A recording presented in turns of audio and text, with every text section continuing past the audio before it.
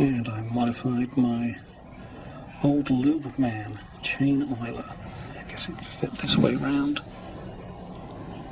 The old plastic bowl, you have to leave this loose, otherwise it would siphon all the oil out. So I upgraded to one of these little soap pumps, which I'm hoping is going to work. Got off of Amazon.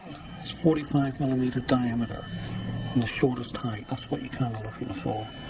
Because now I can just give it a pump. It puts a small dose of oil down the tube and I don't have to fiddle around with it. So I'm kind of liking that.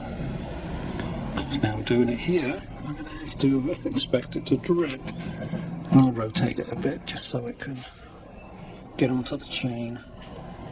Otherwise it's really good. It's in down there, and it's got two leaves that touch the sprocket on both sides. Good system. Yeah, I just noticed this Glark fitting.